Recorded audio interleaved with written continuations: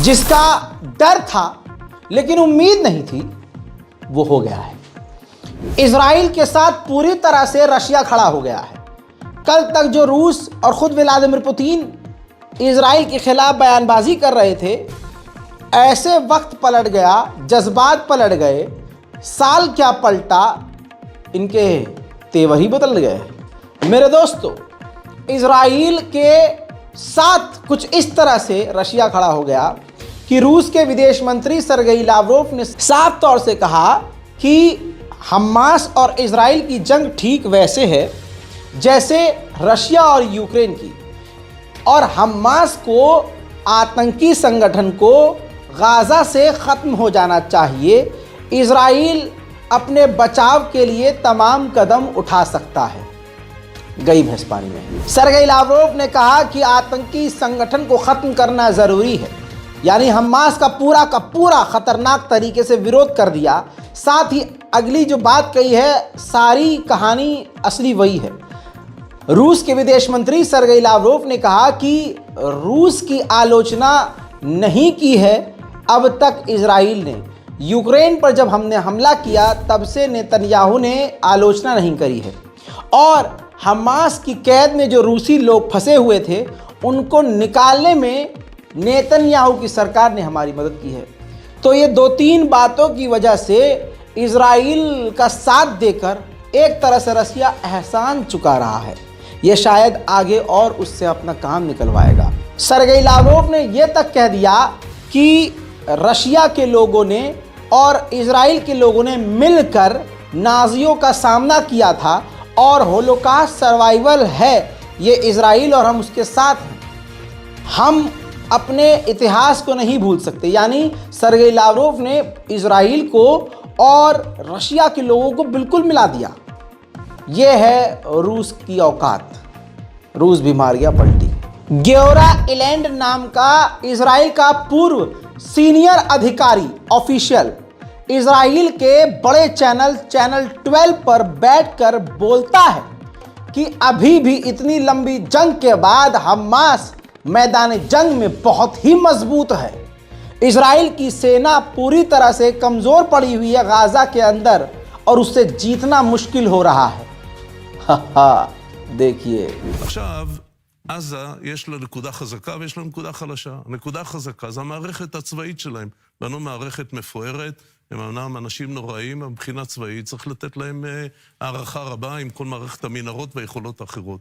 ולכן כשאנחנו נלחמים נגד האגוז הכי קשה שלהם, שזה היכולת הצבאית, והם מקווים לצבור ניצחונות עוד ועוד, זה הדרך ארוכה, קשה ולא נכונה. עכשיו, מדינת עזה, וככה נכונה לקרוא לה מהיום הראשון, נקודה החלשה שלה, אין בה שום משאבים בפנים. אין שם דלק, אין שם גז לבישול, אין שם אוכל, גם אין שם מים. המים או מסופק על ידי ישראל, או בעזרת בארות שעובדות על התפלה שמחייבת דלק. זה הנקודה החלשה. ולכן הדרך היחידה ליצור את הלחץ הכפול, היה ליצור את הלחץ הזה מההתחלה. सुन लिया दोस्तों, यहाँ मैं किसी संगठन के साथ नहीं हूँ, लेकिन दुश्मन क्या कह रहा है वो तो सुनो, कि हमास अभी भी मजबूत है। मेरे दोस्तों, जहाँ कभी प्रदर्शन नहीं हुआ वहाँ फिलिस्तीन के लिए आवाज़ उठ रही है। जापान में जमकर प्रदर्शन।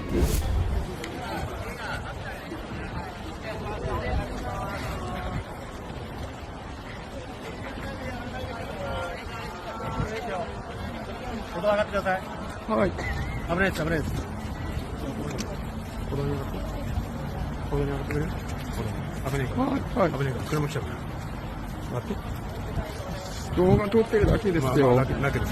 ダメだよ。中から外行ってくださいって言われた。中から外行ってって言われた。おかしいよ。本当に決まってないでしょ。何も決まってないでしょ。何も決まってないでしょ。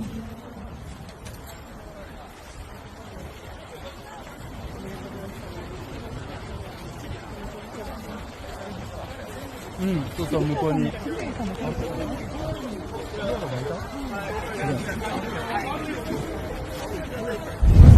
वहीं फिलिस्तीन के वेस्ट बैंक के इलाके से इजराइल की मिलिट्री ने एक बार फिर से 4 और फिलिस्तीनियों को गिरफ्तार किया है।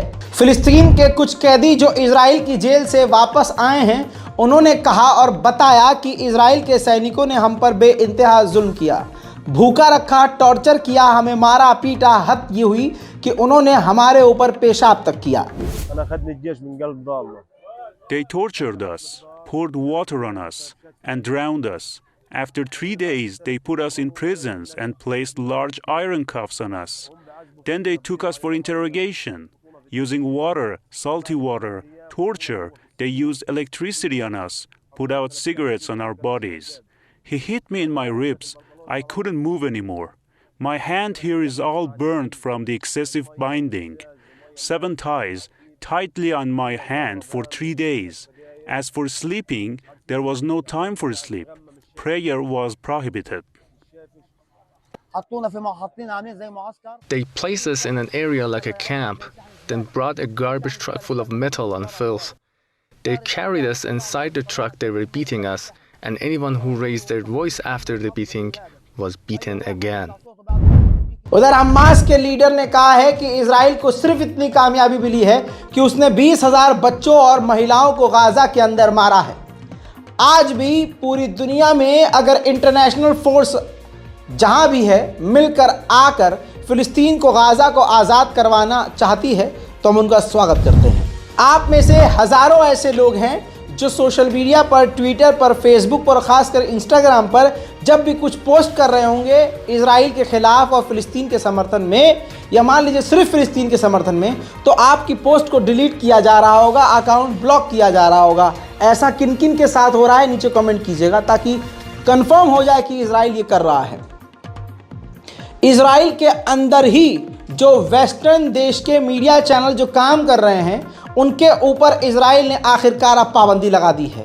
जो अंग्रेज़ी लैंग्वेज के चैनल हैं उनको नोटिस जारी कर दिया है कि हमारी परमिशन के बिना एक जुमला भी आप लिख नहीं सकते, बोल नहीं सकते और पब्लिश नहीं कर सकते। यह है इजराइल की औकात। पूरी तरह से इजराइल दुनिया के आगे आज नंगा हो गया है। उधर साउथ अफ्रीका ने इजराइल को फिर आड़े हाथ लेकर आलोचना करी है। कहा है कि ज़बरदस्ती जिस तरह से ये बमबारी करके लोगों को डरा धमका कर भगाना चाह रहा है ये सरासर गलत है और लगातार बेगुनाहों की मौत बढ़ती जा रही है। इसे बर्दाश्त करना मुश्किल है। मेरे दोस्तों, आपकी भी ज़िंदगी में ऐसे नमक हराम बहुत होंगे जो आपका खाते होंगे, आपका पहनते होंगे, लेकिन आपके ही मुंह पर थूक देते होंगे। ऐसा सिर्फ भारत में नहीं पूरी दुनिया में लोग पाए जाते हैं।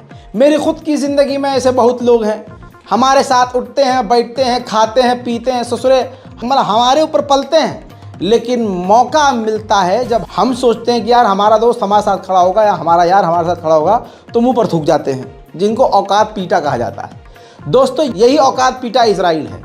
अमेरिका पर पलता है, अमेरिका जो कहता है ये करता है, अमेरिका के इशारे पर नाचता भी है। लेकिन आपको बता दूं कि पैसे के बदले में पैसा, हाँ, हथियार भी अमेरिका से लेता है, डिफेंस सिस्टम अमेरिका से लेता है और हर तरह की मदद अमेरिका से, अंतर्राष्ट्रीय सपोर्ट अमेरिका से लेता है। लेकिन जब अमेरिका कुछ इससे कहता है तो यह अपनी मनमानी करता है और उल्टा अपने ही बाप पर थूक देता है। एक बार फिर से इजराइल ने आदत के मुताबिक तीसरी मर्तबा इजराइल ने अमेरिका के मुंह पर थूकते हुए इनकार कर दिया है कि हम फिलिस्तीन अथॉरिटी का पैसा रिलीज़ नहीं करेंगे, जाओ भागो यहाँ से। समझ लीजिए आप, अमेरिका ने और ख़ुद बाइडन ने कहा था कि फ़िलिस्तीन अथॉरिटी का जो टैक्स पेयर का फ़ंड आपने रोका है, इजराइल ने रोका है, वो फ़िलिस्तीन अथॉरिटी को दे दीजिए।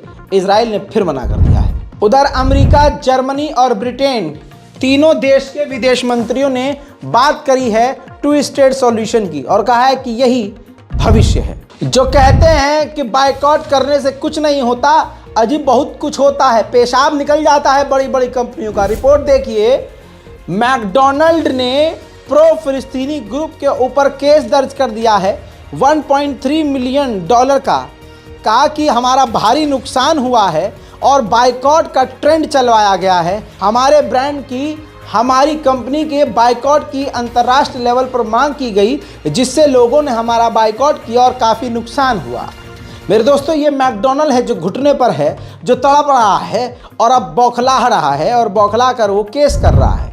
इसलिए कहता हूं, अपने आप को कमज़ोर मत समझिए, बस उंगलियों को हिलाना है, चंद लाइन लिखनी है। ज़बान नहीं हिला सकते, सोशल मीडिया का ज़माना है। बाइकआउट करते रहिए, लिखते रहिए, जुल्म के खिलाफ कुछ न कुछ करते रहिए। इस रिपोर्ट के बारे में अपनी राय कमेंट में ज़रूर लिखिए। इससे पहले जो रिपोर्ट्स अपलोड की गई हैं जाकर ज़रूर देखिए। नए साल के इस उथल पुथल के मौके पर खबरों से दूर न होइएगा। जय हिंद।